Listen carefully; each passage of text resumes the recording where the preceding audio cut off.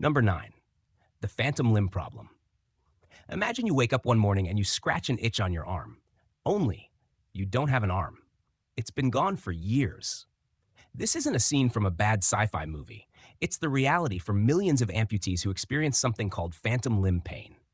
It's the brain's cruelest party trick, a bizarre ongoing ghost story where you are the haunted house. Your brain, being the stubborn drama queen that it is, has a detailed blueprint of your entire body stored in its various neural filing cabinets. It knows where your elbow is, where your knee is, and where all your little finger bones are supposed to be. When an arm is removed, the brain doesn't get a memo.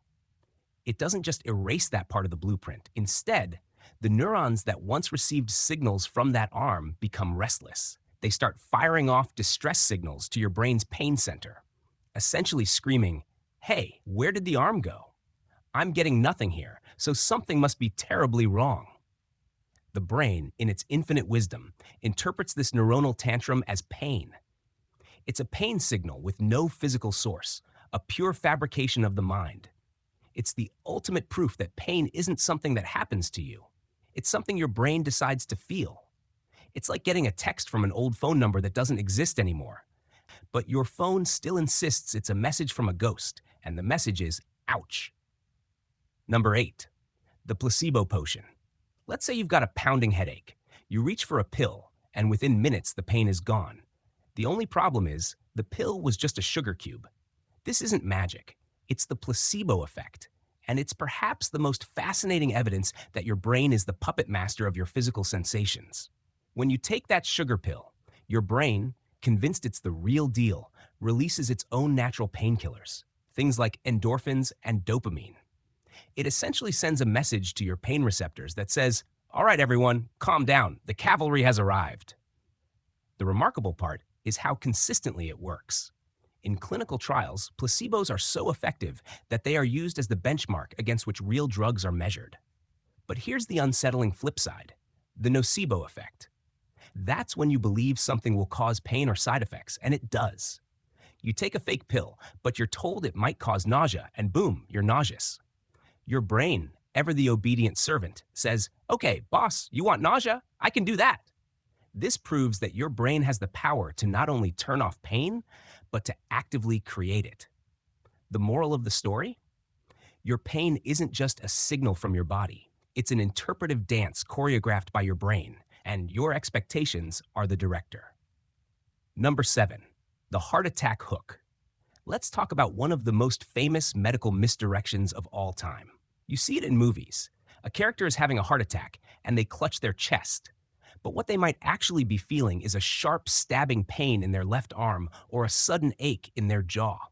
This is a phenomenon called referred pain, and it's yet another hilarious example of your brain's terrible filing system.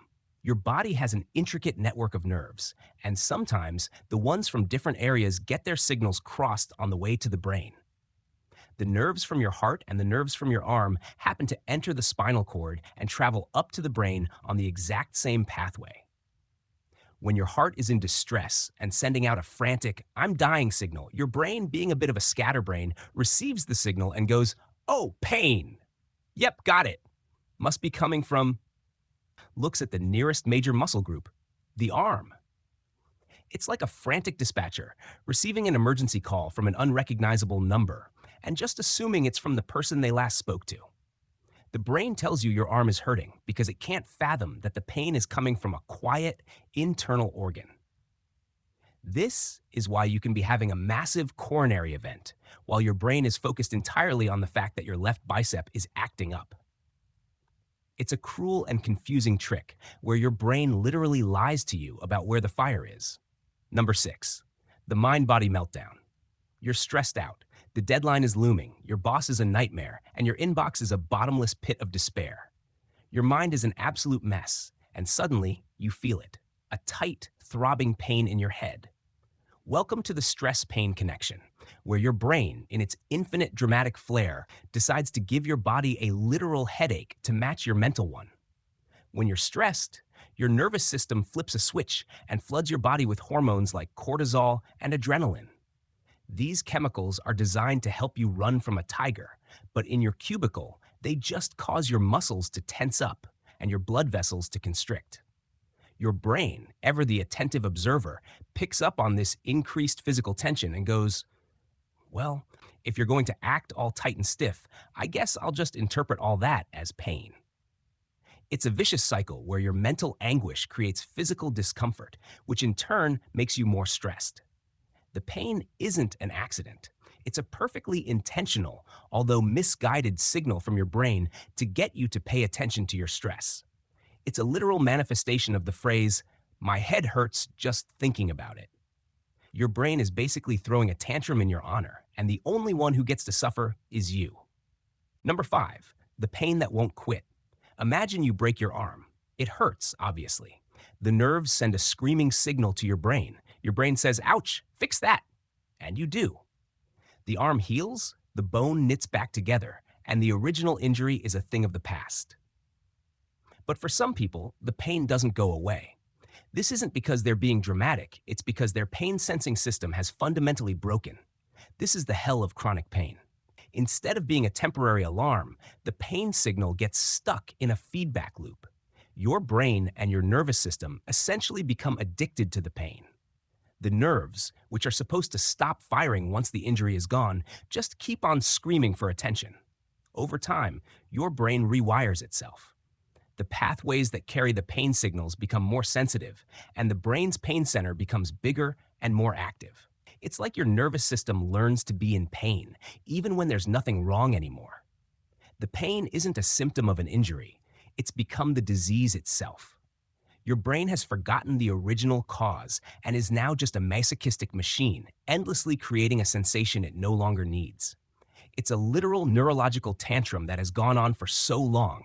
The tantrum itself is now a permanent feature of your personality. Number 4, the pain gate. Have you ever stubbed your toe and immediately grabbed it or rubbed it and the pain seemed to lessen? This isn't just a weird reflex. It's you subconsciously hacking your own nervous system.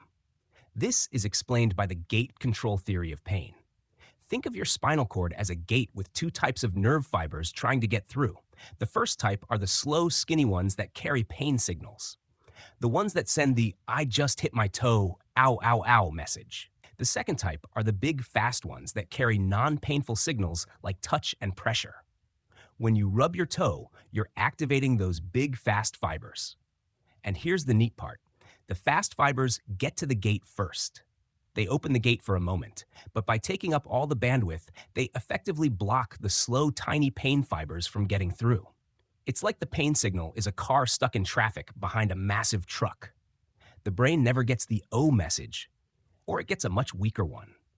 This means you can literally use a non-painful sensation to reduce a painful one. It's proof that pain isn't an absolute. It's not a one-way street from injury to agony. It's a signal that can be managed, manipulated, and even blocked entirely. Your body has a bouncer at the pain club, and you just learned the secret handshake. Number 3, the pain of a broken heart. You know that feeling when you get a bad grade, or you get broken up with, and it just physically hurts? You can actually feel it in your chest, a deep, painful ache. We use words like heartbreak for a reason. And here's the kicker. Your brain can't tell the difference. Studies using fMRI machines have shown that the exact same brain regions that light up when you suffer physical pain, like a stubbed toe or a paper cut, also become active when you're experiencing social or emotional pain. The part of your brain called the anterior cingulate cortex, which is responsible for the emotional component of pain, is working overtime, whether you're being rejected by your crush or getting punched in the arm. So when you get dumped and it feels like someone literally ripped your heart out of your chest, your brain isn't just being dramatic. It's actually processing that emotional hit with the same neurological software it uses for physical injury. It's a cruel evolutionary quirk. We evolved to feel physical pain to avoid danger, and our brains decided that social rejection was so dangerous to our survival as a species that they'd better make it hurt in a familiar way. The punchline? You can't put a Band-Aid on emotional trauma, but your brain is sure going to try. Number 2, the expectation trap. You're at the doctor's office, about to get a shot. The nurse says, "This is going to sting a little." And guess what? It stings exactly as much as you expected. maybe even more. Your brain isn't just a passive receiver of pain signals. It's an active interpreter, and your expectations are the ultimate volume knob. When you anticipate pain, your brain essentially primes itself for the signal, turning up the gain on your pain receptors. It's a preemptive strike, a form of neurological self-sabotage where your brain says, "Okay, pain is coming, everyone get ready."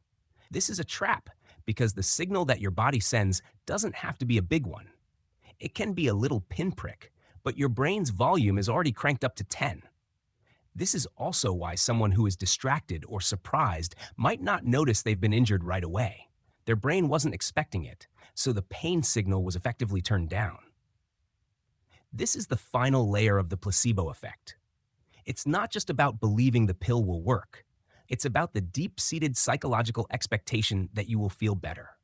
Pain isn't a simple equation of injury equals agony. It's an equation of injury plus expectation, plus a whole lot of dramatic flair from your brain.